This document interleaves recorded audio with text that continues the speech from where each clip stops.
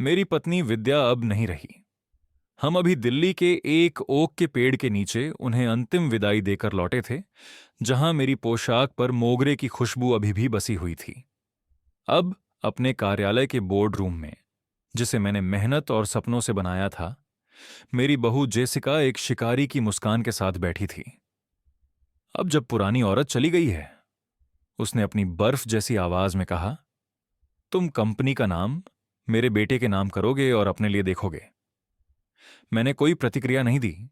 मैंने बस मुस्कुराकर उसका जवाब दिया। उन्हें लगा कि मेरे दुहक ने मुझे कमजोर बना दिया है, लेकिन वे नहीं जानते थे कि विद्या का अंतिम उपहार मेरे लिए उसकी वसीयत में नहीं था, बल्कि एक गुप्त डिब्बे में था। और वकील जो उस दरवाजे से आने वाला था, केवल दस्तावेज नहीं लाने वाला था।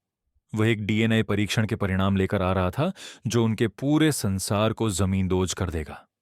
मैं आगे बढ़ूं? पहले मुझे बताओ, तुम कहां से देख रहे हो? और कृपया, अगर तुम मानते हो कि विरासत वह चीज है जो आप कमाते हैं, न कि जो चुराई जाती है, तो लाइक और सब्सक्राइब बटन दबाओ। कंपनी के बोर्ड रूम में चुप्पी अगस्त में मुंबई की उमस से भी भारी थी। हम सीधे अंतिम संस्कार से आए थे। श्मशान भूमि की गंभीर शांति इस गहरी अपेक्षाकृत खामोशी में बदल गई थी। मैं लंबे महोगनी टेबल के सिर पर बैठा था। मेरे हाथ ठंडी चमकदार लकड़ी पर आराम कर रहे थे। मेरे चारों ओर की दीवारों पर पूर्ण परियोजनाओं की फ्रेम की गई तस्वीरें, चमचमाते गगनचुंबी इमारतें, मजबूत पुल, हंसते बच्चों से भरे सामुदायिक केंद्र मेरे जीवन के काम की कहानी बयां कर रही थीं। वंस एंड सन्स कंस्ट्रक्शन आज एंड सन्स का हिस्सा एक क्रूर मजाक सा महसूस हो रहा था। मेरी नजरें दाईं ओर की खाली चमड़े की कुर्सी पर बार बार जा रही थीं। विद्या की कुर्सी। 40 वर्षों तक उसने हर बड़े फैसले के दौरान वहां बैठकर मुझे अपनी चुप्पी से मार्गदर्शन दिया था। उसकी बुद्धि किसी भी सलाहकार से अधिक मूल्यवान थी जिसे मैं रख सकता था। वह मेरी ओर देखती। उसकी आंखों की हल्की सी सिकोद का मतलब होता सावधान रहो, या एक हल्की, लगभग अदृश्य नोट होती जो कहती अपने दिल की सुनो। मुझे उसकी अनुपस्थिति का बोझ अब एक भौतिक वजन की तरह महसूस हो रहा था। एक ठंडी जगह इस वातानुकूलित कमरे में मैं उसकी नजरों को जितना याद करता, सांस लेना उससे भी ज्यादा याद आता। मेरे सामने जेसिका सीधी बैठी थी। उसके सुनहरे बाल इतने कसे हुए थे कि वह दर्दनाक लग रहे थे। उसने एक काली पैंट सूट पहन रखा था जो शायद मेरी पहली कार से भी महंगा था। उसके होंठ खून के लाल रंग में रंगे हुए थे। उसने एक ऐसा सहानुभूतिपूर्ण मुस्कान दिया जो उसकी ठंडी नीली आंखों तक कभी नहीं पहुंची। उसके बगल में मेरा बेटा मार्क टेबल पर नीचे झुका हुआ था। उसके कंधे ढीले थे। उसने अपने अंगूठे से लकड़ी की बनावट को छूते हुए मेरी नजर से बचते हुए टेबल पर देखा। वह 48 का आदमी था, लेकिन अपनी पत्नी की उपस्थिति में वह एक लड़के की तरह बन जाता था, हमेशा उसकी मंजूरी की तलाश में, हमेशा अपनी अगली पंक्ति का इंतजार करता। और फिर मेरा पोता लियाम था, 21 साल का, अपनी कुर्सी पर झुका हुआ, उसके अंगूठे फोन की स्क्रीन पर तेजी से चलते हुए। वह विशेष अधिकार का प्रतीक था। उसने अपनी दादी के अंतिम संस्कार में एक भी आंसू नहीं बहाया। उसे इससे अधिक परेशानी थी कि यह उसके सप्ताहांत की योजनाओं में बाधा डाल रहा था। वे यहां शोक मनाने नहीं आए थे, वे यहां कुछ हासिल करने आए थे। मैंने देखा कि जेसिका की आंखें कमरे में घूम रही थीं, न कि उदासी से, बल्कि एक आकलनकर्ता की ठंडी गणना से। मैंने इसे पहले ही भांप लिया था। विद्या की बीमारी के अंतिम महीनों में उनकी मुलाकातें कम होती गईं। उनके सवाल उसकी भलाई के बारे में कम और कंपनी के खातों और संपत्ति के दस्तावेजों के बारे में अधिक होते गए। उन्होंने एक मरती हुई महिला को मां और दादी के रूप में नहीं, बल्कि एक बाधा के रूप में देखा, और उन्होंने मुझे उनके विरासत का वृद्ध गेटकीपर समझा। वे इंतजार कर रहे थे, मुझे बोलने, टूटने, हार मानने के लिए। इसीलिए मैंने भी इंतजार किया। मैंने चुप्पी को खींचा, इसे उनका दुश्मन बनने दिया, मेरा नहीं। आखिरकार जेसिका ने अपनी गर्दन खंखार कर छोटे से ध्वनि को तनावपूर्ण चुप्पी में गूंजते हुए कहा, समीर। उसने शुरू किया। उसकी आवाज एक झूठी मिठास से भरी हुई थी, जिसने मेरे दांतों को कड़ा कर दिया। हम जानते हैं कि यह आपके लिए कितना कठिन है। विद्या का जाना हम सभी के लिए एक बड़ा नुकसान है। उसने एक क्षण के लिए रुककर जैसे किसी के सहमति देने की उम्मीद की। कोई नहीं बोला। लेकिन कंपनी को आगे बढ़ना है। बोर्ड चिंतित है। आपके लिए आराम करने का समय है। उसने एक मोटी फोल्डर टेबल पर खिसकाई। यह चमकदार लकड़ी पर एक हल्की फुसफुसाती आवाज के साथ आई और मेरे ठीक सामने रुक गई। ये हैं ट्रांसफर के दस्तावेज।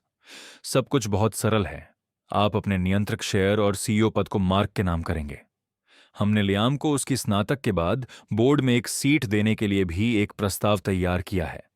यह पारिवारिक विरासत को सुरक्षित रखने का सबसे अच्छा तरीका है। मार्क ने अंततः ऊपर देखा। उसकी आंखें याचना कर रही थीं। पापा, उसने बुदबुदाया, अपनी आवाज को और मजबूत करने के लिए खांसी ली। यह सही है। यही मां चाहती थी। मैंने अपने बेटे की नजरों में देखा। एक क्षण के लिए मैंने उस लड़के को देखा जिसे मैं जानता था, जो मुझे निर्माण स्थलों पर एक पीले हेलमेट के साथ फॉलो करता था। लेकिन वह चला गया। इस अजनबी द्वारा बदल दिया गया। क्या आप सुनिश्चित हैं कि यही आपकी मां चाहती थी, बेटे? मेरी आवाज धीमी थी, लेकिन उसने कमरे को चीर दिया। जेसिका के होंठों पर एक मुस्कान आई। वह झुककर आगे आई। अब जब बूढ़ी महिला चली गई है, विद्या ने कहा। उसकी आवाज तलवार की तरह धारदार थी। आप दस्तावेज पर हस्ताक्षर करेंगे, कंपनी को मेरे बेटे के नाम करेंगे और खुद का ध्यान रखेंगे। आप बूढ़े हो चुके हैं। हमारे लिए बोझ बनना बंद करें। इसकी बेशर्मी ने मुझे हक्का बक्का कर दिया। वे केवल कंपनी की मांग नहीं कर रहे थे, वे मुझे मिटाना चाहते थे, जैसे टूटे हुए उपकरण को किनारे फेंक दिया जाता है।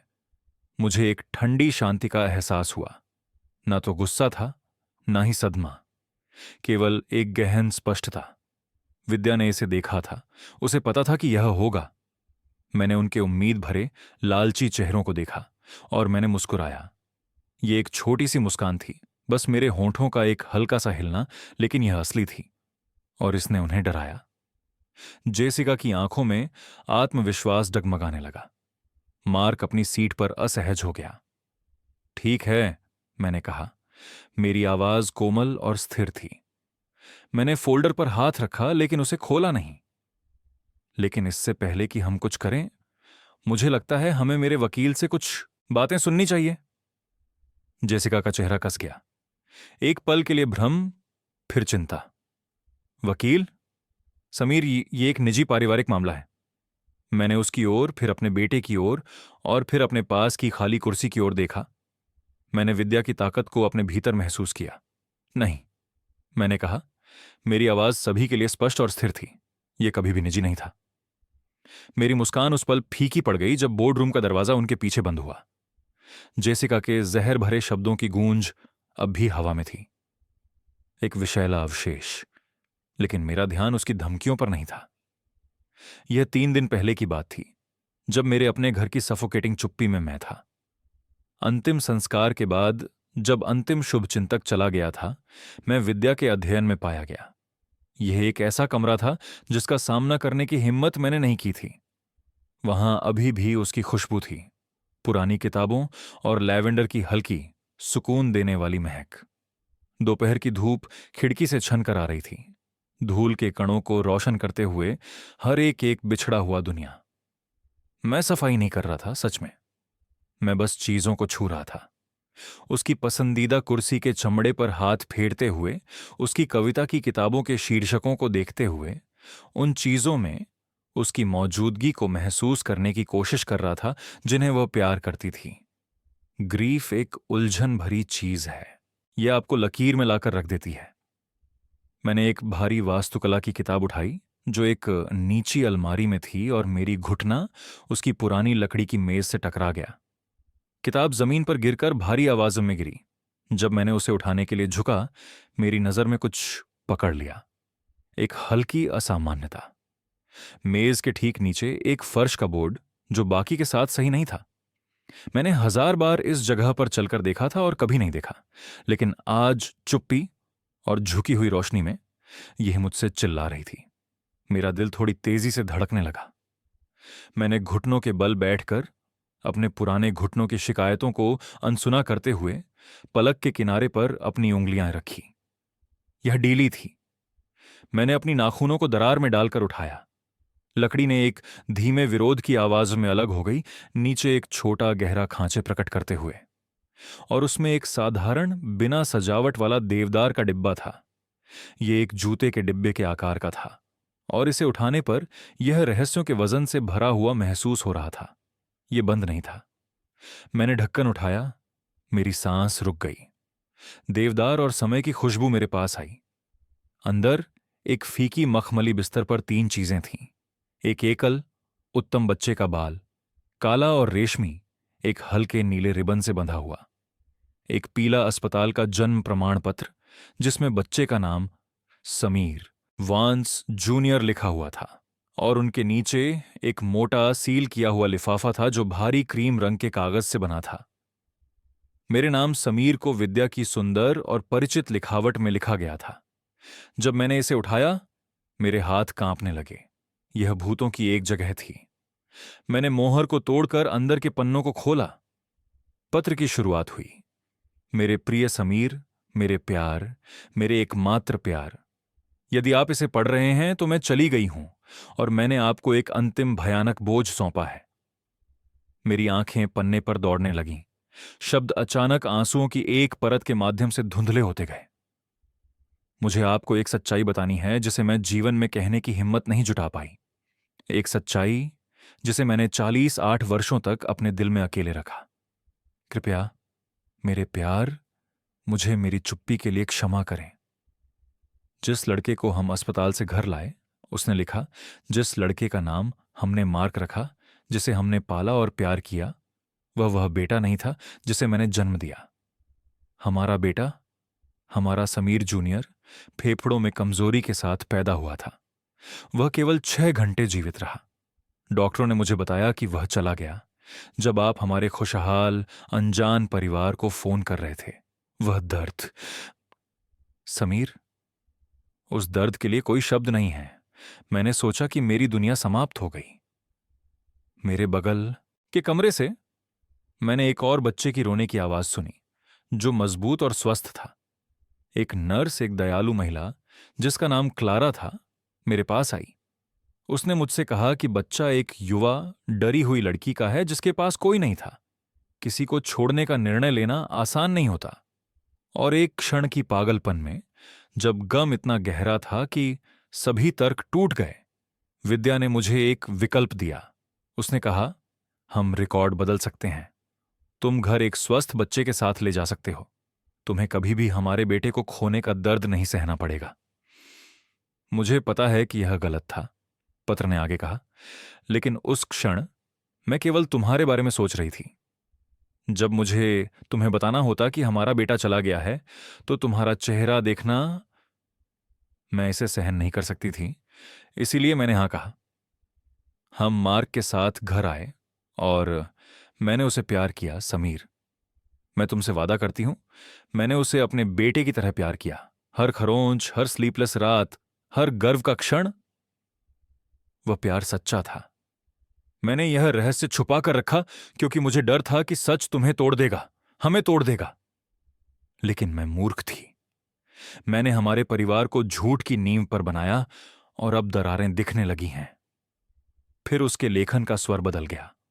सुगठित अक्षर तेज और अधिक तात्कालिक हो गए। मैं उस औरत को देखती हूं जिससे हमारे बेटे ने शादी की है। मैं उसकी आंखों में लालच देखती हूं। वह एक गिद्ध है समीर, और उसने हमारे बेटे को भी ऐसा ही बनाना सिखाया है। उसने उसके प्यार को अधिकार में बदल दिया है और उसके सम्मान को अधीरता में। वे तुम्हें देखते हैं और पिता नहीं, बल्कि एक बाधा देखते हैं। वे सब कुछ लेना चाहेंगे जो हमने बनाया है, इसे पोषण देने के लिए नहीं, बल्कि इसे निगलने के लिए। मैं तुम्हें अब और बाहरी खतरों से नहीं बचा सकती मेरे प्यार, इसलिए मैं तुम्हें अतीत का सच दे रही हूं।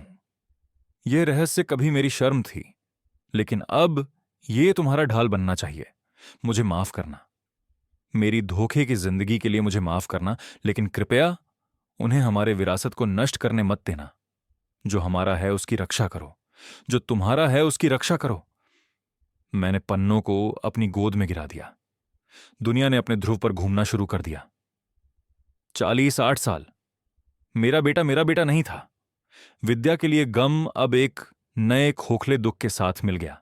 उस बच्चे के लिए जिसे मैंने कभी नहीं जाना, और उस महिला के लिए जिसने उस असंभव रहस्य को अकेले हमारे पूरे विवाह में अपने भीतर रखा। फर्श पर रखा बक्सा अब केवल एक बक्सा नहीं था। ये उसके प्यार, उसके डर और उसके अंतिम निराशाजनक योजना का प्रमाण था जो उसने मेरे लिए बनाई थी।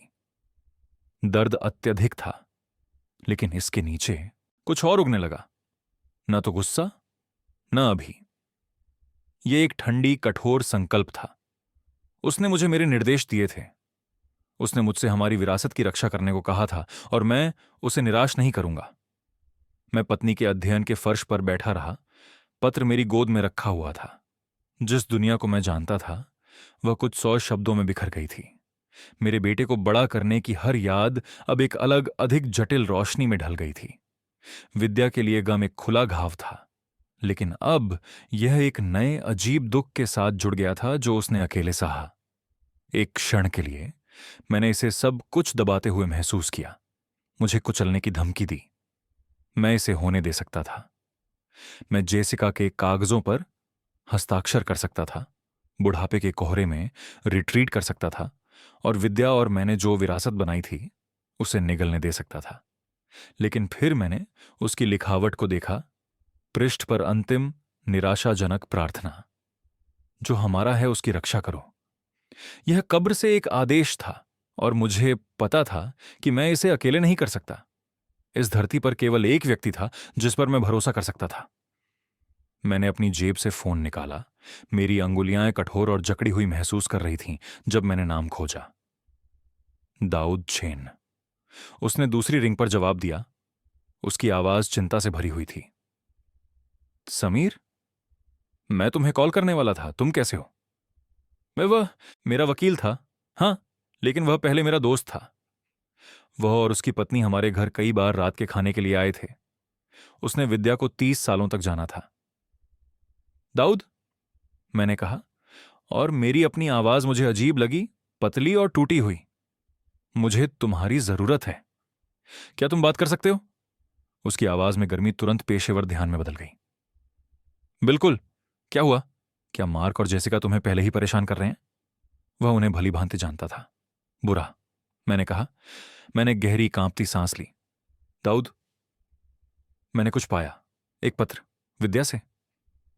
मैंने सुना कि उसने फोन की दूसरी तरफ एक तेज सांस ली। मैंने उसे पूरा पत्र नहीं पढ़ा। मैं नहीं कर सका, बल्कि मैंने उसे इसका विनाशकारी सार बताया। उसने लिखा कि हमारा बेटा समीर जूनियर अस्पताल में मर गया जिस दिन वह पैदा हुआ।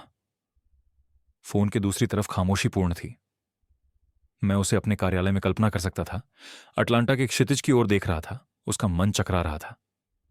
जब उसने अंततः बोला, उसकी आवाज अविश्वास और गहरी उदासी से भरी थी। हे भगवान, समीर और मार्क, वह मेरा नहीं है दाऊद। वह हमारा बेटा नहीं है। विद्या। उसने एक चुनाव किया। उस सभी दर्द के बीच उसने एक चुनाव किया। मैंने स्विच की कहानी समझाई।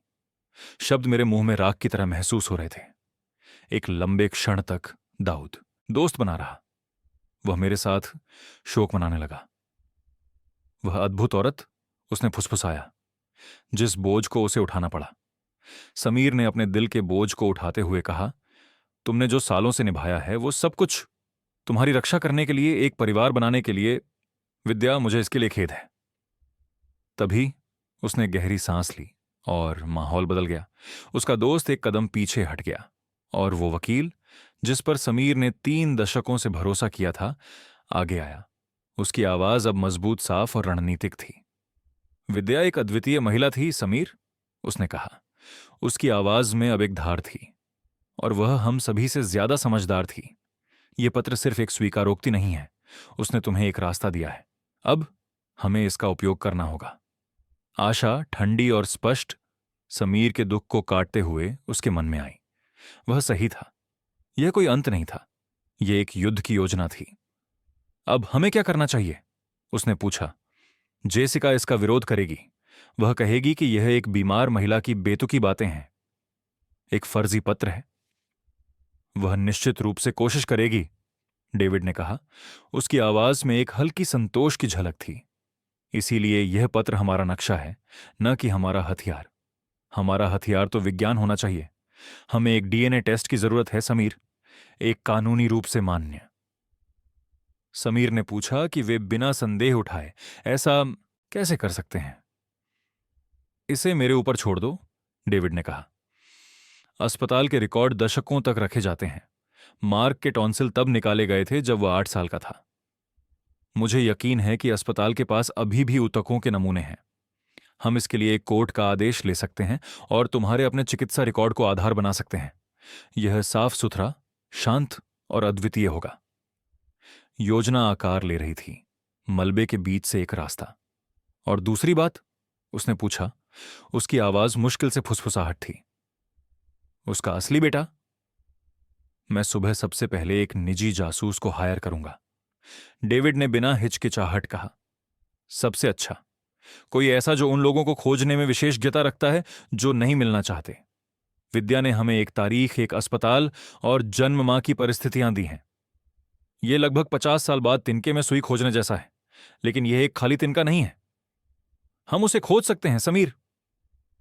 जब समीर ने फोन रखा तो दुनिया फिर से अलग लगने लगी। दुख अभी भी उसके दिल में था, स्थायी निवासी की तरह, लेकिन असहायता का भारी वजन चला गया था। उसे एक ठंडी, कठोर उद्देश्य ने बदल दिया था। विद्या ने उसे अकेला नहीं छोड़ा था। उसने उसे एक ढाल, एक तलवार और उन्हें वील्ड करने के लिए एक भरोसेमंद जनरल दिया था। जेसिका और मार्क के साथ उसकी अगली बैठक आत्मसमर्पण नहीं होगी, यह एक घात होगी। उसे बस उन्हें जाल में थोड़ा और गहरे चलने देना था। डेविड के साथ फोन कॉल के बाद समीर के दुख का अनुभव अलग था। यह अब भी उसके अंदर एक विशाल खाली स्थान था, लेकिन अब इसका एक उद्देश्य था। यह एक बोझ नहीं था, बल्कि एक हथियार था जिसे वह वील्ड करना सीख रहा था। अगले दिन उसने कुछ ऐसा किया जो उसने हफ्तों में नहीं किया था। वह शहर के दक्षिणी हिस्से में हमारे सबसे बड़े सक्रिय निर्माण स्थल पर गया। उसे भारी मशीनरी की गड़गड़ाहट के साथ जमीन हिलने का अनुभव करना था। उसे कटी हुई लकड़ी और गीले कंक्रीट की तेज गंध की जरूरत थी, आरा और हथौड़ों की सिम्फनी। यह वही दुनिया थी जिसे वह समझता था। यही वह विरासत थी जिसे विद्या ने उसे सुरक्षित रखने के लिए कहा था। वह परियोजना प्रबंधक के ट्रेलर में नहीं गया। वह बस साइट पर चला गया। उसके पुराने काम के जूते असमान, कीचड़ वाले जमीन पर स्वाभाविक महसूस कर रहे थे। उसे बिल्डिंग की हड्डियों को देखना था, यह याद करने के लिए कि यह सब किस लिए है। तभी उसने उसे देखा, एलिजा हेज। वह 2 ठेकेदारों के साथ गर्मागर्म चर्चा के बीच खड़ा था। दोनों की उम्र उससे 2 गुनी थी और वजन में लगभग 50 पाउंड अधिक। स्टील बीमों के एक शिपमेंट में समस्या थी। गलत गेज डिलीवर हुआ था, जिससे पूरे कार्यक्रम में 1 हफ्ते का विलंब हो सकता था। यह स्थिति चीखने चिल्लाने के लिए तैयार थी, दोषारोपण के लिए जैसे कचरा धातु। लेकिन एलिजा चिल्ला नहीं रहा था, वह सुन रहा था। उसके पास नीले प्रिंट थे जो एक धूल भरे पिकअप ट्रक की हुड पर फैले हुए थे। उसका अंगूठा स्पेसिफिकेशंस पर था। वह शांत था, उसकी आवाज समान लेकिन मजबूत। वह ठेकेदारों पर आरोप नहीं लगा रहा था, बल्कि उन्हें समस्या के बारे में समझा रहा था, ऑर्डर फॉर्म की ओर इशारा करते हुए, फिर फ्लैटबेड ट्रक पर बीमों की ओर। समीर ने दूर से देखा कि वह उन्हें प्रतिकूल के रूप में नहीं, बल्कि समस्या को सुलझाने में साझेदार के रूप में देख रहा था। उसने एक शांत अधिकार के साथ बात की जो उसके शीर्षक से नहीं, बल्कि उसकी योग्यता से जुड़ी थी। वह अपने काम के बारे में जानता था, अच्छे और बुरे दोनों में। कुछ और मिनटों की तंग बातचीत के बाद उसने एक समाधान पेश किया। हमारे अन्य साइट से एक अलग शिपमेंट को पुनर्निर्देशित करना, ताकि आपातकालीन आवश्यकता को पूरा किया जा सके जबकि सप्लायर अपनी गलती को सुधारता। यह स्मार्ट, प्रभावी था और ठेकेदारों को सम्मान बचाने का मौका मिला। जब दोनों बुजुर्ग लोग बड़बड़ाते हुए चले गए, लेकिन अंततः सहमत हुए, एलिजा ने पास के एक फोरमैन की ओर मुड़कर कहा, अरे माइक, उसने कहा, उसकी पूरी मुद्रा नरम हो गई। तुम्हारी बेटी की पियानो रेसिटल कैसी रही? फोरमैन मुस्कुराया। उसने शानदार किया बॉस। पूछने के लिए धन्यवाद। यही एलिजा था। उसने काम को देखा, लेकिन उसने लोगों को भी देखा। उस क्षण में उसके और समीर के अपने बेटे के बीच का अंतर उसके सीने में एक शारीरिक दर्द था। उसने मार्क के बारे में सोचा, जो इस समस्या को किसी और को सौंप देता या बदतर एक टैंट्रम करता और कानूनी कार्रवाई की धमकी देता। आंदोलन ने सभी को अलग कर दिया। मैं उस समय वहां गया जब समीर ने नीले नक्शों को लिपटाया। उसने मुझे देखा और उसके चेहरे पर सम्मान भरी मुस्कान आ गई। सर, मुझे नहीं पता था कि आप आ जाएंगे। मुझे कुछ लकड़ी की महक महसूस करनी थी बेटे, मैंने उसकी कंधे पर थपकी देते हुए कहा। मैंने देखा कि तुमने इसे कैसे संभाला। यह बहुत अच्छा काम था।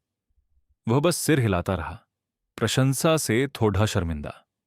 वे अच्छे लोग हैं, बस एक सप्लायर की गलती। हम समय को पूरा कर लेंगे। हमने कुछ मिनटों तक प्रोजेक्ट समय सीमा और बजट के बारे में बात की। फिर मैंने उससे उस किफायती आवास हिस्से के बारे में पूछा जिसे बोर्ड ने जेसिका के सुझाव पर काटने की कोशिश की थी। वह हिस्सा कैसे चल रहा है? उसकी आंखों में चमक आ गई।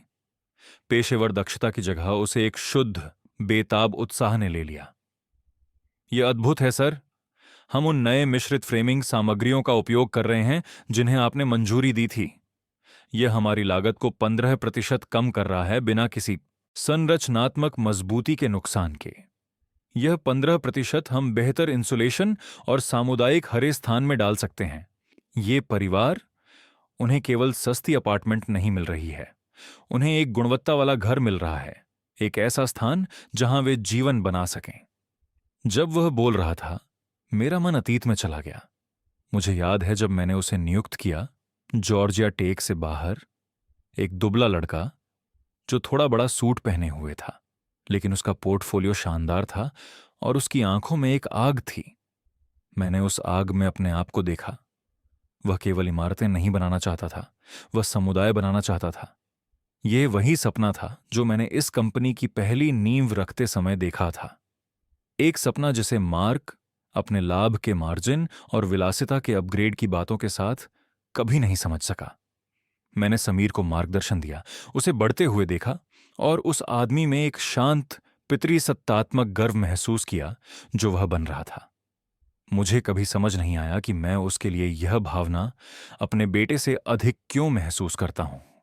अब दिल्ली की धूप में विद्या के पत्र को अपने मन में जलता हुआ महसूस करते हुए मुझे आखिरकार पता चला। मैंने फिर से उसके कंधे पर हाथ रखा। मेरी पकड़ मजबूत थी। वह बात करना बंद कर दिया और मुझे देखा। उसकी आंखों में एक सवाल था। तुम्हारा दिल अच्छा है समीर, मैंने कहा। मेरी आवाज एक ऐसी भावना से भारी थी जिसे मैं नाम नहीं दे सका। इस व्यवसाय में यह एक सही लागत के अनुमान से भी दुर्लभ है, इसे कभी मत खोना। वह चकित होकर देखता रहा, फिर गहराई से प्रभावित हुआ। धन्यवाद सर, उसने कहा। ये मेरे लिए बहुत मायने रखता है। मैंने उसके कंधे को एक आखिरी बार दबाया और वहां से चला गया, मेरे जूते लाल मिट्टी में गहरे निशान छोड़ते हुए। तब मुझे पता था कि मैं केवल एक कंपनी के लिए नहीं लड़ा रहा था, मैं एक आदर्श के लिए लड़ रहा था। और मैंने उसके भविष्य को आंखों में देखा। मेरे अंतिम शब्द यह कभी नहीं था। हमारे बीच हवा में लटक गए। युद्ध की घोषणा। जेसिका का चेहरा, जो कुछ देर पहले इतना आत्मविश्वासी और निर्दयी था, अब भ्रम और उठते क्रोध का मुखौटा था। उसके ठीक से पेंट किए हुए होंठ खुले, फिर एक पतली कठोर रेखा में दब गए। उसने मुझे ऐसे देखा जैसे पहली बार देख रही हो, न कि एक कमजोर बूढ़े आदमी के रूप में जिसे प्रबंधित किया जा सके, बल्कि एक प्रतिकूल के रूप में जिसे उसने घातक रूप से कम आंका था। मार्क अपने स्वभाव के अनुसार अपनी पत्नी के चेहरे से मेरे चेहरे की ओर देख रहा था। उसकी भावना डर और भ्रम का पैथेटिक मिश्रण थी। यहां तक कि लियाम, मेरा पोता, ने आखिरकार अपने फोन से नजर उठाई। उसकी बोरियत की दूरी अब वास्तविक जिज्ञासा का हल्का झलक दिखा रही थी। वह कमरे के माहौल में बदलाव को महसूस कर सकता था। तापमान में अचानक गिरावट। वे सभी मेरे अगले कदम का इंतजार कर रहे थे। उम्मीद कर रहे थे कि मैं कोई दस्तावेज प्रस्तुत करूं, कोई कमजोर तर्क पेश करूं। लेकिन अगला कदम मेरा नहीं था, वह विद्या का था। सही समय पर कार्यालय के बोर्ड रूम का भारी ओक का दरवाजा चुपचाप खुला। यह कोई दस्तक नहीं थी, यह एक दरवाजे की कुंडी का शांत, आत्मविश्वासी मोड़ था। डेविड चैन अंदर आए। वह एक इम्पेकेबली टेलर्ड ग्रे सूट में थे। उनके चांदी के बाल व्यवस्थित तरीके से कंघी किए हुए थे। उनके हाथ में एक पुरानी चमड़े की ब्रीफकेस थी, जिसे मैं जानता था कि पिछले 30 वर्षों से मेरी कंपनी के रहस्यों को समेटे हुए थी। उन्होंने अपने पीछे दरवाजा धीरे से बंद कर दिया, एक निश्चित क्लिक के साथ। उनकी आंखें शांत और स्थिर, कमरे का मुआयना करती हुई, उस दृश्य को अपने में समेटने की दक्षता से भरी थीं, जैसे कि कोई सैकड़ों युद्धों में जा चुका हो। उन्होंने मुझे एक संक्षिप्त, लगभग अदृश्य नोट दिया। एक मौन संकेत की योजना चालू थी। जेसिका अपनी आवाज को सबसे पहले खोजने में सफल रही और उसने इसे एक हथियार की तरह चलाया, उस कमरे पर नियंत्रण पाने की कोशिश करते हुए जो उसने अपना समझा था। सर, क्या अप्रत्याशित आश्चर्य है।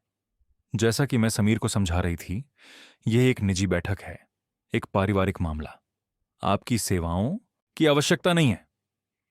उसने उसे एक आक्रमणकारी, एक अवांछनीय बाहरी व्यक्ति के रूप में प्रस्तुत करने की कोशिश की, जो ऐसे मामलों में हस्तक्षेप कर रहा था जो उसके स्तर से ऊपर थे।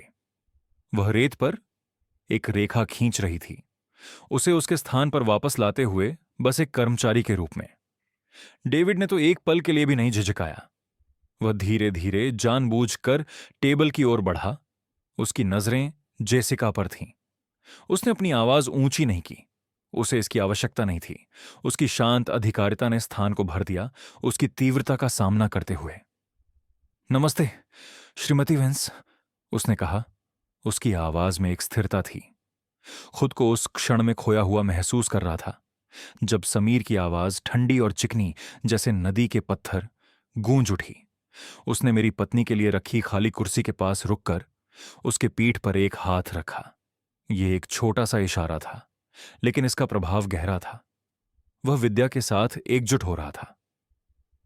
मैं आज यहां श्री समीर वांस के अनुरोध पर नहीं, बल्कि अपने आधिकारिक कर्तव्य के तहत मेरी दिवंगत मुवक्किल श्रीमती विद्या वांस के अंतिम इच्छापत्र के कार्यकारी के रूप में उपस्थित हूं। उसने नाम को कुछ पल के लिए हवा में लटकने दिया। यह उस महिला की याद दिलाने वाला था जिसकी अनुपस्थिति ने यह शक्ति का खालीपन पैदा किया। उसने स्पष्ट कर दिया कि उसकी जो अधिकारिता थी वह सीधा विद्या से आती थी। तो आप देखिए, उसने अपनी आंखें उसकी आंखों में डालते हुए कहा, हालांकि यह आपके लिए एक पारिवारिक मामला हो सकता है, यह मेरे लिए एक कानूनी और नैतिक कर्तव्य है, और मैं आपको विश्वास दिलाता हूं, मेरी उपस्थिति यहां केवल आवश्यक नहीं है, यह अनिवार्य है। फिर वह मेज के सिर पर मेरे पास आया और अपनी काली बैग को महोगनी की सतह पर रखा। यह एक ठोस, निर्णायक ध्वनि के साथ गिरा, जिसने कमरे में बची हुई सारी हवा को खींच लिया। चमकदार चमड़े ने प्रकाश को अवशोषित कर लिया। यह एक गहरा और भयंकर वस्तु था जिसमें हमारे सभी भविष्य समाहित थे। एक पल के लिए कोई भी नहीं हिला, केवल ऐसी की हल्की गूंज सुनाई दी। फिर धीरे धीरे और जानबूझकर डेविड ने अपनी हाथों को बैग पर रखा। उसकी उंगलियां सामने के 2 पीतल के लॉक पर गईं। उस बोर्ड रूम की मृत शांति में उसे खोलने की आवाज बुरी तरह से तेज थी, एक तेज धातु की क्लिक क्रॉक। ये एक न्यायाधीश की हथौड़ी की आवाज थी, ये एक हथियार के लोड होने की आवाज थी। उसने ढक्कन उठाया जिसमें फाइलों और दस्तावेजों के सुव्यवस्थित ढेर थे। फिर उसने ऊपर देखा। उसकी ठहराव से भरी अनपढ़ दृष्टि जेसिका, फिर मार्क और अंततः मुझ पर घात लगाकर हमला करने की तैयारी थी। डेविड ने उसकी प्रतिक्रिया को पूरी तरह से नजरअंदाज कर दिया। उसकी हरकतें शांत और जानबूझकर थीं। हर एक का उद्देश्य कमरे का पूरा ध्यान आकर्षित करना था। अपने बैग से उसने एक दस्तावेज निकाला, एक पन्ना नहीं बल्कि एक साधारण एलिगेंट नीले फोल्डर में बंधा एक छोटी सी पोर्टफोलियो, विद्या का पसंदीदा रंग। उसने इसे मेज के केंद्र में सावधानी से रखा, जैसे यह एक पवित्र ग्रंथ हो। और उस क्षण में ये वास्तव में था। उस सादे नीले फोल्डर में जेसिका के सभी योजनाओं से अधिक शक्ति थी, उससे अधिक अधिकार था जो वह कभी भी अपने पति या बेटे के लिए मांग सकती थी। यह विद्या का अंतिम कदम था। उसकी चुप्पी से परे की आवाज। यह डेविड ने घोषणा की। उसकी आवाज तनावपूर्ण वातावरण को चीरती हुई। विद्या वांस का अंतिम और कानूनी रूप से बाध्यकारी इच्छा पत्र है। इसे 6 महीने पहले तैयार, हस्ताक्षरित और गवाह के रूप में स्वीकार किया गया था। उसने उस तथ्य को सोखने दिया। 6 महीने। यह एक दुखी मन की उपज नहीं थी या एक अंतिम क्षण की विम थी। यह एक रणनीतिक निर्णय था जिसे स्पष्ट और स्पष्ट मन से लिया गया था। जेसिका ने एक छोटी कुरूप हंसी निकाली। यह एक असली अपमान का स्वर था जिसका उद्देश्य पल को तुच्छ बनाना था, अपनी श्रेष्ठता को फिर से स्थापित करना था। ओह, कृपया डेविड, इतना नाटकीय मत बनो, उसने तिरस्कार भरी आवाज में कहा, एक तिरछा हाथ हिलाते हुए। हम सभी जानते हैं कि उसके इच्छापत्र में क्या लिखा है। यह पुराने पारिवारिक ट्रस्ट से जुड़ा हुआ है। सब कुछ स्थापित योजना के अनुसार विभाजित किया गया है। मार्क को उसके नियंत्रण शेयर मिलते हैं और उसकी पत्नी के रूप में मेरा भविष्य सुरक्षित है। समीर को ध्यान रखा गया है। यह सब वर्षों से तय किया गया है। यह सिर्फ एक भावुक औपचारिकता है। मैंने उसे देखा और मुझे अपने ठंडे संकल्प के साथ गहरी दया का अनुभव हुआ। वह अपनी जीत के प्रति इतनी निश्चित थी। उसने इस दस्तावेज को अपनी अंतिम लक्ष्य की ओर एक साधारण रुकावट के रूप में देखा, एक ऐसा कागज जो उसके द्वारा सावधानी से तैयार की गई योजनाओं पर कोई वास्तविक शक्ति नहीं रखता था। वह अपने विश्वास के सिंहासन को देखने में इतनी व्यस्त थी कि उसने अपने पैरों के नीचे की जाल को नहीं देखा। उसने हमेशा विद्या को कम आंका था और उसे सीखने वाला था कि यह गलती कितनी घातक थी। डेविड ने उसे देखा। उसकी अभिव्यक्ति अनपढ़ थी। आप गलत हैं श्रीमती वांस, उसने सरलता से कहा। शब्द शांत थे, लेकिन उन्होंने हथौड़ी की ताकत से उतरते थे। फिर उसने अपनी जैकेट की जेब में हाथ डाला और एक पतले काले फ्रेम वाले पढ़ने के चश्मे को निकाला। उसने उन्हें धीरे धीरे और जानबूझकर पहना, जैसे कोई प्रोफेसर एक नीरस छात्र को पढ़ाने की तैयारी कर रहा हो। कमरे में एकदम शांति थी। जब उसने नीले फोल्डर को खोला, उसने पढ़ना शुरू किया। मैं विद्यावांस, स्वस्थ मन और शरीर में हियर बाय घोषणा करती हूं कि यह मेरा अंतिम इच्छा पत्र है। उसकी आवाज औपचारिक थी, लेकिन जैसे जैसे वह आगे बढ़ा, यह नरम होती गई। पहला खंड संपत्ति या संपत्ति के बारे में नहीं था। यह मेरे लिए एक पत्र था।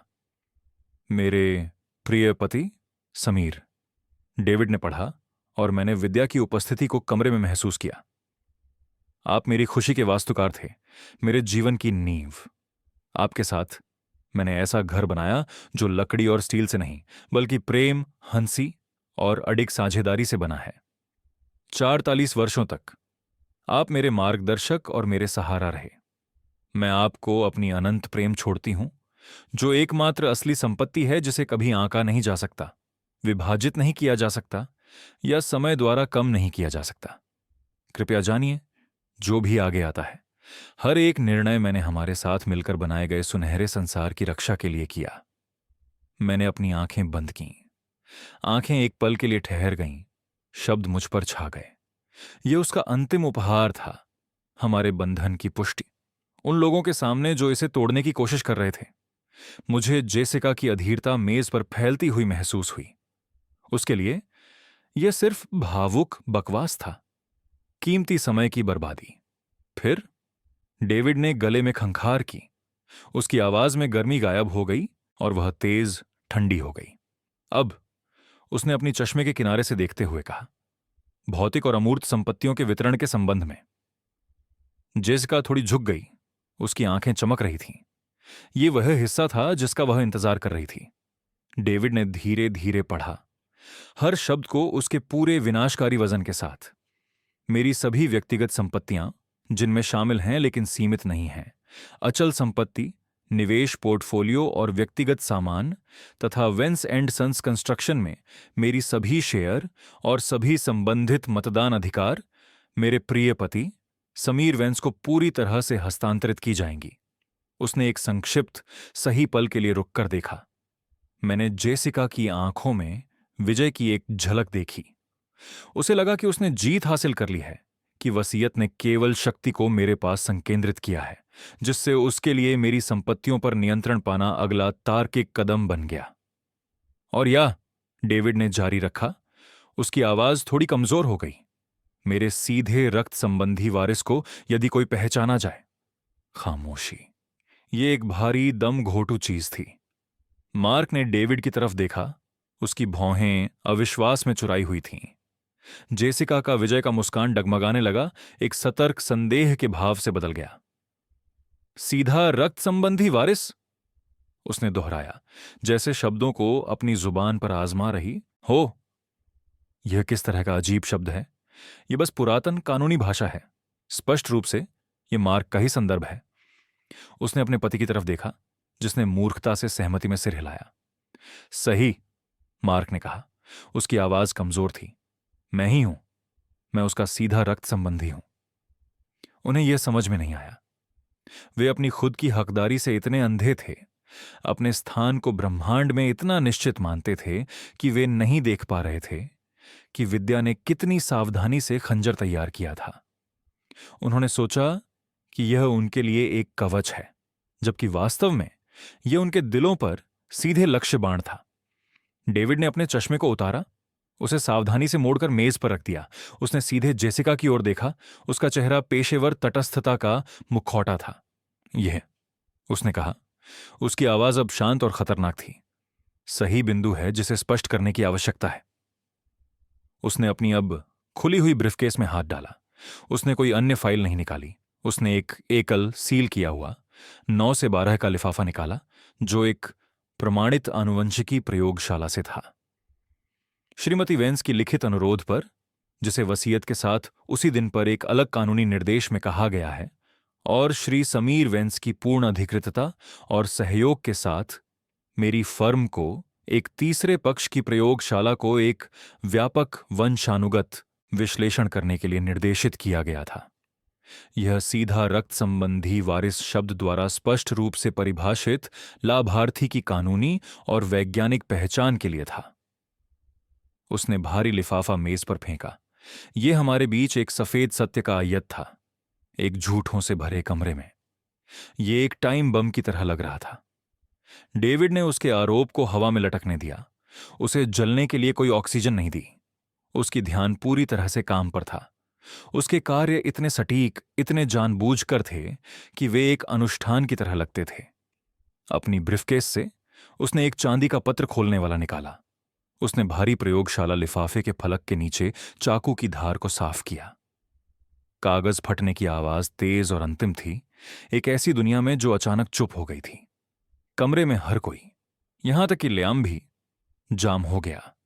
उनकी आंखें उस साधारण मनीला लिफाफे पर स्थिर थीं, जैसे वह ब्रह्मांड के रहस्यों से भरा हो। एक तरह से यह हमारे रहस्य को समेटे हुए था। डेविड ने अंदर पहुंचकर एक एकल पन्ना निकाला। यह कोई नाटकीय स्क्रॉल नहीं था, बस एक मानक क्लिनिकल प्रयोगशाला रिपोर्ट, तकनीकी भाषा और डेटा के कॉलम से भरी हुई थी। एक निस्वार्थ वैज्ञानिक दस्तावेज जो सबसे व्यक्तिगत और विनाशकारी सत्य को प्रस्तुत करने वाला था। उसने अपनी पठन चश्मा वापस पहन ली, एक छोटी परिचित इशारा जो अब बर्दाश्त से बाहर लग रहा था। उसने एक पल के लिए दस्तावेज को देखा। उसका चेहरा बेपरवाह था। फिर उसने ऊपर देखा। अपने चश्मे के ऊपर से उसकी नजर पहले मार्क पर, फिर जेसिका पर गई। उसने खामोशी को एक आखिरी दुखद पल के लिए खींचने दिया। जब उसने बोला, उसकी आवाज सपाट थी, सभी भावनाओं से मुक्त। यह एक व्यक्ति की आवाज थी जो एक सरल, अपरिवर्तनीय तथ्य को कह रहा था। जीन मार्करों के साइड बाय साइड विश्लेषण के अनुसार नमूना ए, जिसे समीर वेंस के रूप में पहचाना गया, और नमूना बी, जिसे मार्क वेंस के रूप में पहचाना गया। उसने पढ़ा, वंशानुगत आकलन का निष्कर्ष इस प्रकार है। उसने रुककर देखा और मैंने अपने दिल की तेजी से धड़कने की आवाज सुनी। विषय, मार्क वेंस कि समीर वेंस का जैविक पुत्र होने की संभावना है 0.0%। ये शब्द चुप्पी में पत्थरों की तरह गिरे। एक संक्षिप्त सांस रोकने वाले पल के लिए कुछ नहीं हुआ। वहां सिर्फ मेरे कानों में गूंज रही आवाज थी, उस अंतिम असंभव वाक्य की गूंज। शून्य, बिंदु, शून्य। फिर चूर चूर होना शुरू हुआ। ये पहले जोर से नहीं था, ये मार्क था। उसके चेहरे का रंग उड़ गया, उसे एक भयंकर ग्रेश सफेद बना दिया। उसकी जॉ ढीली हो गई। उसने धीरे धीरे अविश्वास में सिर हिलाना शुरू किया, पहले तो धीरे, फिर तेज और अधिक हिंसक, जैसे वह शारीरिक रूप से नहीं। उसने फुसफुसाया। उसकी आवाज एक कंठ से निकली हुई सांस की तरह थी। नहीं, यह असंभव है, यह एक झूठ है। उसने मेरी ओर देखा। उसकी आंखें एक बेताब बचकानी याचना से भरी थीं। मां, मां कभी ऐसा नहीं करेंगी। उसकी आवाज टूट गई। उसकी पूरी दुनिया, हर याद, हर जन्मदिन, उसके जीवन का हर पल बस चकनाचूर हो गया था। उसकी पहचान की नींव उसके नीचे धूल में बदल गई थी। जबकि मार्क टूट रहा था, जेसिका विस्फोट कर गई। एक गर्जन, क्रोधित ध्वनि उसके गले से निकली। वह अपनी कुर्सी से इतनी तेजी से उठी कि वह जोर से फर्श पर खिसक गई। उसका चेहरा, जो कुछ क्षण पहले आत्मविश्वास से भरा हुआ था, अब शुद्ध क्रोध की लहर में विकृत हो गया। उसकी बारीक नाखून वाली अंगुली हवा में मेरी ओर इशारा करते हुए चली गई। तुमने यह किया, उसने चिल्लाते हुए कहा। उसकी आवाज तीखी और अप्रिय थी। यह तुम्हारा गंदा चालाकी है। तुमने इसे बनाया। तुम यह नहीं देख पा रहे थे कि हम आगे बढ़ रहे हैं, इसलिए तुमने यह घिनौना झूठ गढ़ा। तुम कायर, दुष्ट बूढ़े। उसके विषैले शब्द मुझ पर गिरे, लेकिन वे मुझे छू नहीं पाए। मैं एक चट्टान की तरह स्थिर रहा, उसकी क्रोध की बाढ़ में। मैं चुप्पी से देख रहा था, जैसे डेविड और मैंने सोचा था। यह कोने में फंसे शिकारी का पूर्वानुमानित अराजकता थी। यह एक चोर का गुस्सा था, जिसे अब भी पकड़ा गया था। डेविड, जो समान रूप से शांत था, ने उसके क्रोध को कुछ क्षणों के लिए भड़कने दिया। उसे प्रारंभिक उन्माद को थकने दिया। फिर एक सर्जन की शांत सटीकता के साथ उसने उसकी आवाज को काट दिया। उसने उसे पूरी तरह से नजरअंदाज कर दिया। उसकी ध्यान कमरे में सच में जख्मी व्यक्ति पर था। उसने उस साधारण नीले फोल्डर की ओर बढ़ा जो अभी भी मेज पर पड़ा था, जिसमें विद्या का पत्र था। एक शांत, तरल गति के साथ उसने इसे मेज की चमकदार सतह पर खिसका दिया। यह लकड़ी पर सरकता हुआ मार्क के कांपते हाथों के सामने रुक गया। डेविड ने फिर मेरी ओर देखा, लेकिन उसने इतना ऊंचा बोला कि पूरे कमरे ने सुना। उसकी आवाज शांत थी, फिर भी जेसिका की चीखें तुरंत थम गईं। तुम्हारा बेटा यह पढ़ना चाहेगा, उसने कहा। यह एक स्पष्टीकरण है, उसकी मां से। जेसिका का क्रोध चुपचाप बुदबुदाने लगा। उसके पास अब और कोई शस्त्र नहीं था। उसकी धमकियां खाली थीं। उसकी आरोप उस पन्ने पर मौजूद ठंडी, कठोर विज्ञान के खिलाफ बेअसर थीं। उसका सारा ध्यान, सारा ऊर्जा अब मार्क पर टिका था, उसे इनकार करने के लिए, लड़ने के लिए उकसाते हुए। लेकिन वह ऐसा नहीं कर सका। वह नीले फोल्डर के ऊपर झुका हुआ था। उसके कंधे चुपचाप, कराहते हुए आंसुओं से कांप रहे थे जब उसने अपनी मां के अंतिम शब्द पढ़े। वह अब एक सहयोगी नहीं रह गया था। वह बस एक टूटा हुआ आदमी था, एक जीवन का शोक मना रहा था जिसे उसने कभी नहीं जाना था, और एक मां जिसे अब उसने समझा कि वह कभी पूरी तरह से जानता ही नहीं था। डेविड ने दुखद दृश्य को एक पल के लिए सांस लेने दिया, विद्या के स्वीकृति के पूरे वजन को कमरे में बसने दिया। फिर एक आदमी के अंतिम तर्कों को समाप्त करने की हवा के साथ उसने अपनी टाई को सीधा किया। उसकी आवाज चुपचाप सॉबिंग को काट गई, शांत और अडिग जैसे एक उठती लहर। वह अब जेसिका या मार्क से बात नहीं कर रहा था। वह बस रिकॉर्ड के लिए मामले के अंतिम कानूनी तथ्यों को बता रहा था। जैसा कि मैंने कहा, उसने शुरू किया। उसकी आवाज स्पष्ट और अडिग थी। श्रीमती विद्या वंश का वसीयतनामा स्पष्ट है। उसकी संपत्तियां, उसकी विरासत और इस कंपनी में उसकी नियंत्रण शेयरें उसके सीधे रक्त संबंधी उत्तराधिकारी को दी जानी चाहिए। उसने मार्क की ओर संक्षिप्त, पेशेवर सहानुभूति के साथ देखा। जैसा कि डीएनए ने साबित किया है कि मार्क वंश जैविक संबंध नहीं है, वह इस विशेष और प्राथमिक विरासत धारणा से कानूनी रूप से बाहर है। मैंने जेसिका की आंखों में कुछ झलक देखा, एक बेताब अंतिम गणना। अगर मार्क उत्तराधिकारी नहीं है तो निश्चित रूप से विरासत एक सामान्य पारिवारिक ट्रस्ट में वापस चली जाएगी, जिसके लिए वह अभी भी लड़ सकती थी, वर्षों तक मुकदमा चला सकती थी। वह पहले से ही एक नई योजना बना रही थी, एक नई लड़ाई। लेकिन उसे विद्या की रणनीति की गहराई नहीं समझ में आई। डेविड ने उसकी सोचों की भविष्यवाणी की। वसीयतनामे में आगे यह भी कहा गया है, उसने कहा, शब्दों को हवा में लटकने देते हुए, कि ऐसी स्थिति में पूरी विरासत तब जैविक उत्तराधिकारी को दी जानी चाहिए यदि कोई पहचाना जाए। उसने शर्त लगाते हुए वाक्य को लटका दिया, जो जेसिका के लिए एक अंतिम क्रूर वार था। संकेत स्पष्ट था, यदि सच्चा उत्तराधिकारी समय के हाथों से खो गया तो वह अभी भी एक मौका रख सकती थी। फिर उसने धीरे धीरे जानबूझकर अपना सिर घुमाया और बोर्ड रूम के दरवाजे की ओर देखा। और हम उसे पहचान चुके हैं। जैसे किसी अदृश्य शक्ति द्वारा बुलाए गए, दरवाजे का नॉब घूमा। भारी ओक का दरवाजा फिर से खुल गया। दरवाजे पर खड़ा, पूरी तरह से चकित लेकिन सीधे खड़े होकर, था एलिया हेज। वह अभी भी अपने काम के कपड़ों में था। एक साधारण कॉलर्ड शर्ट जिसमें वंस और सन्स का लोगो दिल पर खड़ा हुआ था। उसके जूते साफ लेकिन स्पष्ट रूप से निर्माण स्थल की गंदगी और धूल से भरे हुए थे। उसे लोहे और कंक्रीट की दुनिया से इस लालची और टूटे दिलों के तूफान में खींच लिया गया था। उसकी आंखें कमरे में घूम रही थीं। जेसिका के आंसू भरे, नफरत से भरे चेहरे, मार्क की बिखरी हुई स्थिति और अंततः मेरी ओर उसके नजर में एक प्रश्न चिन्ह। डेविड की आवाज औपचारिक और स्पष्ट थी, एक घोषणा जिसने उनके भाग्य को हमेशा के लिए सील कर दिया। महिलाओं और पुरुषों, उसने कहा, हालांकि उस क्षण में कुछ भी कोमल नहीं था, मुझे एलिजा हेज का परिचय देने की अनुमति दें, समीर और विद्या वांस का जैविक पुत्र। कार्यालय का बोर्ड रूम में एक नई तरह की चुप्पी छा गई। न तो तनाव, न ही क्रोध, बल्कि एक गहरी, गंभीर और पूर्ण चुप्पी जो आश्चर्य से भरी हुई थी। जेसिका और मार्क ने एलिजा की ओर देखा जैसे वह कोई भूत हो। वह उनके लिए सिर्फ एक व्यक्ति नहीं था, वह उन सब चीजों का जीवित सांस लेते हुए प्रतीक था जो उन्होंने अभी खोई थीं। वह एक असंभवता थी जो वास्तविकता में परिवर्तित हो चुकी थी, एक ऐसे अतीत का साया जिसे उन्होंने कभी नहीं जाना, जो अब उनके भविष्य का दावा करने आया था। डेविड ने अंतिम निर्विवाद विवरण दिए।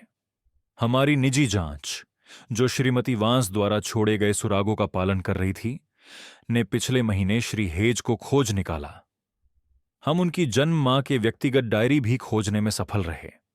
इन डायरियों में उन्होंने उनकी जन्म और बाद की गोद लेने की परिस्थितियों का विवरण दिया है, जिसे हमने क्रॉस रेफरेंस किया और कानूनी रूप से सत्यापित किया। बस इतना ही। अंतिम ताला अपनी जगह पर बंद हो गया। जाल बिछ चुका था। मैंने मेज से अपनी कुर्सी खिसकाई।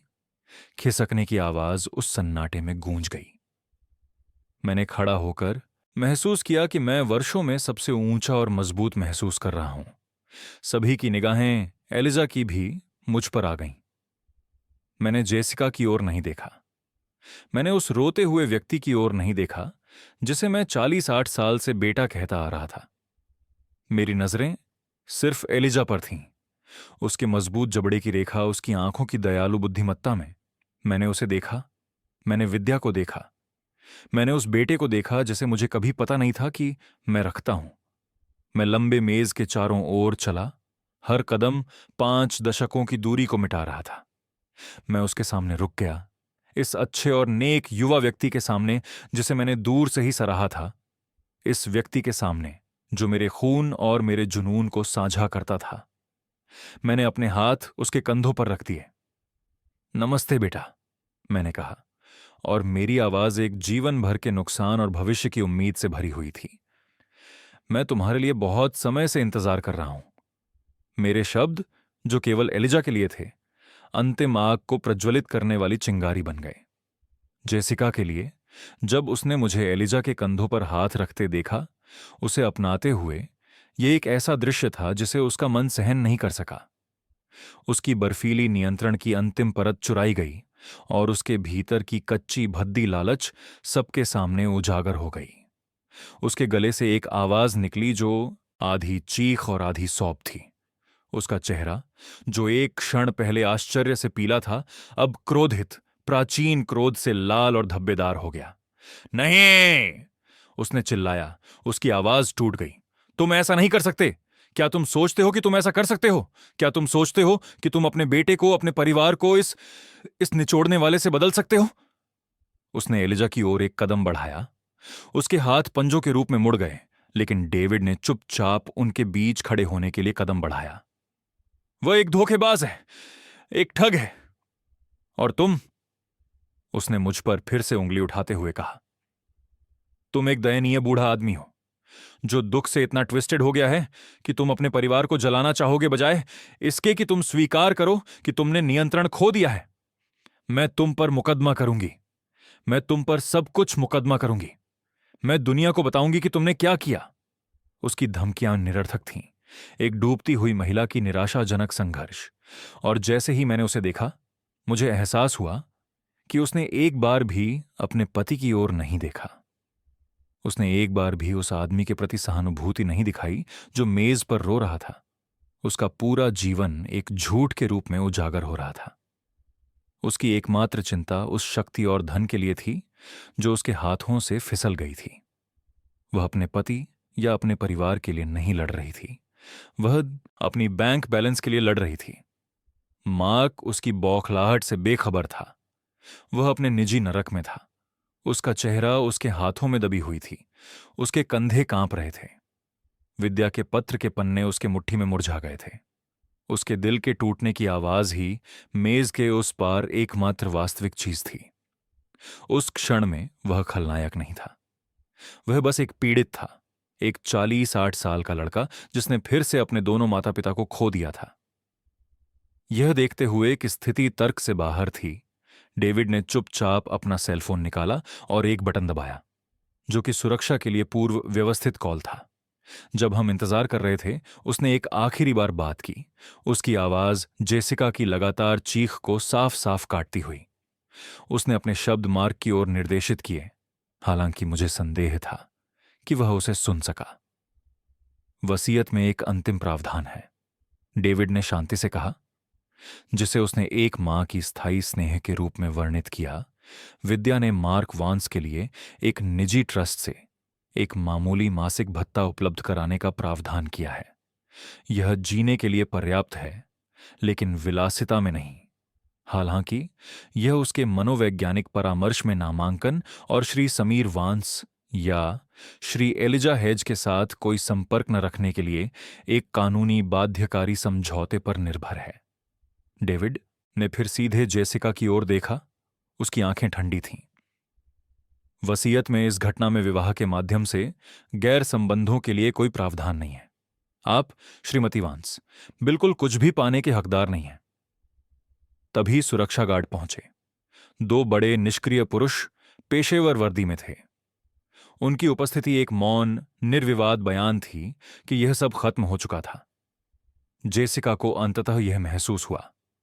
उसने चिल्लाया, एक लंबी अंतिम चीख जो पूरी हार की थी, जैसे ही उन्होंने उसे धीरे धीरे लेकिन मजबूती से उसके हाथों से पकड़ लिया। वह कमरे से बाहर ले जाने के दौरान लगातार धमकियां और गालियां देती रही। मार्क ने तो आसमान की ओर देखता हूं। मुझे उठने में मदद दी गई। एक खोखला, लचर आदमी जिसे कार्यालय के बोर्ड रूम से बाहर निकाला गया और मेरे जीवन से बाहर कर दिया गया। उनके जाने के बाद अचानक एक गूंजती हुई चुप्पी छा गई। मैंने कमरे का चक्कर लगाया। मेज पर फेंके गए दस्तावेज और उल्टे पानी के गिलास बिखरे हुए थे। तभी मैंने देखा, लियाम की कुर्सी खाली थी। उसे बाहर नहीं निकाला गया था, वह बस गायब हो गया। उसे समझ में आया कि पैसे चले गए हैं और वह पल में रुखसत हो गया।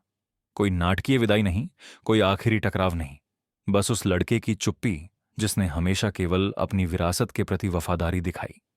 यह दिन का सबसे दुखद और ईमानदार काम था। दरवाजा बंद हुआ और तूफान आखिरकार खत्म हुआ। बोर्ड रूम का दरवाजा बंद होने की आवाज मेरी अब तक सुनी गई सबसे तेज आवाज थी। ये एक अंतिमता की आवाज थी, उस युद्ध का अंत जिसका मुझे पता भी नहीं था कि मैं लड़ रहा था। लालच और गुस्से की आत्माएं निकाल दी गईं और पीछे एक शांति छोड़ गईं जो खाली नहीं थी बल्कि सुकून देने वाली थी। ये एक साफ सुथरी चुप्पी थी, फिर से शुरू करने का एक स्थान। डेविड मेरे पास आया और मेरे कंधे पर हाथ रखा। उसकी पकड़ मजबूत और स्थिर थी।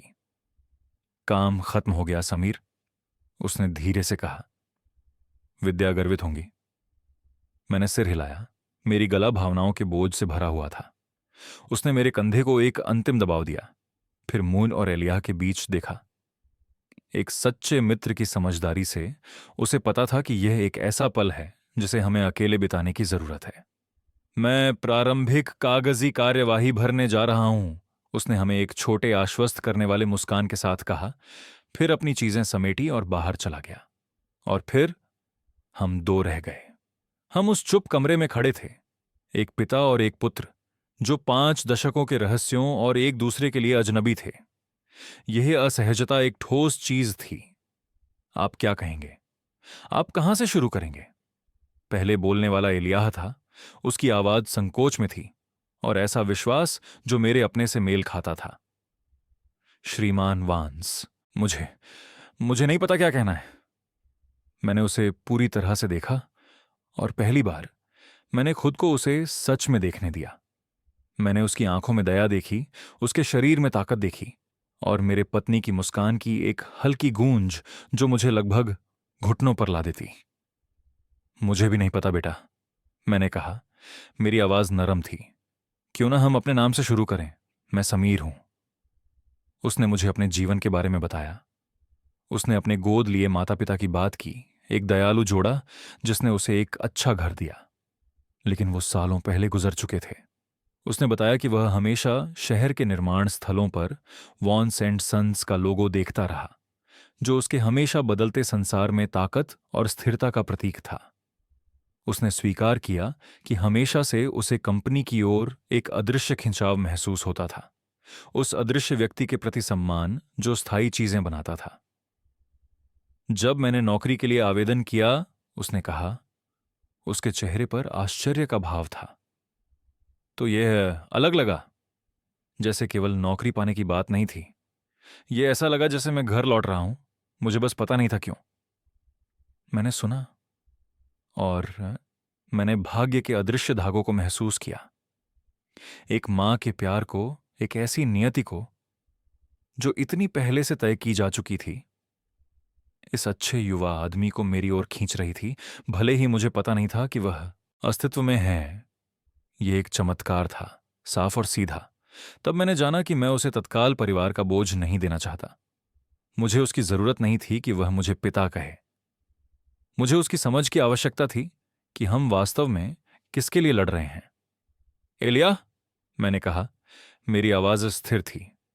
तुम्हारी मां की विरासत और मेरी, ये केवल पैसे या इस इमारत या दरवाजे पर एक शीर्षक के बारे में नहीं है।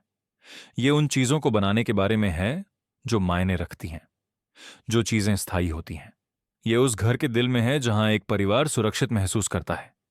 ये उस पुल की ताकत में है जो एक समुदाय को जोड़ता है। मैंने उसे सीधे आंखों में देखा। मैंने पहली बार जब तुम मेरे कार्यालय में आए थे, तब से तुम्हारे अंदर उसी निर्माता के दिल को देखा है। क्या तुम क्या तुम मेरी मदद करना चाहोगे? उसके चेहरे पर एक धीमी मुस्कान फैल गई और उसमें मैंने भविष्य की सारी आशा देखी। हां श्रीमान, उसने कहा। उसकी आवाज में एक शांत, शक्तिशाली विश्वास था। हां समीर, मुझे सम्मानित महसूस होगा। मैं उस विशाल खिड़की की ओर बढ़ा जो शहर की ओर देखती थी। इमारतों का एक ताना बाना जो क्षितिज तक फैला था। उनमें से कई मेरे देख रेख में धूल से उठकर खड़े हुए थे। एलियाह मेरे पास आया और मेरे साथ खड़ा हो गया। हम साथ में आकाश की रेखा को देख रहे थे। एक पल के लिए मैंने कहा, खुद से अधिक उसे बताते हुए, मैंने सोचा कि यह सब न्याय के बारे में है, लेकिन ऐसा नहीं है। यह क्षमा के बारे में है। विद्या को इतने वर्षों तक इतना भारी राज अपने पास रखने के लिए क्षमा करना, बस मुझे बचाने के लिए, और खुद को क्षमा करना कि मैं उस असली पुत्र को देखने में बहुत अंधा था जो हमेशा से मेरे सामने खड़ा था। मेरी विरासत अब सुरक्षित थी। यह इसलिए नहीं कि यह मेरे रक्त रेखा में गई, बल्कि इसलिए कि यह उस व्यक्ति को दी गई जिसने मेरी आत्मा साझा की। विद्या की वसीयत एक नक्शा थी और यह हमें यहां ले आई। ये कभी भी केवल रक्त के बारे में नहीं था, दिल के बारे में। शीशे में मैंने एक बूढ़े आदमी और एक युवा आदमी को देखा जो एक दूसरे के बगल में खड़े थे। एक ऐसा अतीत जो राजों से भरा था, आखिरकार अपनी शांति पा चुका था, और एक ऐसा भविष्य जो मैंने कभी नहीं सोचा था कि होगा, बस बनना शुरू हो रहा था। यह कहानी हमें सिखाती है कि सबसे मूल्यवान विरासत न तो पैसे हैं और न ही कोई कंपनी, बल्कि ईमानदारी और उद्देश्य की एक धरोहर है। जबकि लालच और अवमानना अंततः बर्बादी की ओर ले जाती है, एक व्यक्ति की असली कीमत उसके कार्यों और उसके दिल में अच्छाई से साबित होती है। एक ऐसा बंधन जो खून से भी मजबूत है। यदि आप मानते हैं कि एक सच्ची विरासत चरित्र पर आधारित होती है, न कि केवल रक्त रेखाओं पर, तो कृपया इस वीडियो को लाइक करें और हमारी चैनल को सब्सक्राइब करें और कहानियों के लिए जुड़े रहें। हमें नीचे टिप्पणियों में बताएं, विरासत का शब्द आपके लिए वास्तव में क्या मतलब रखता है।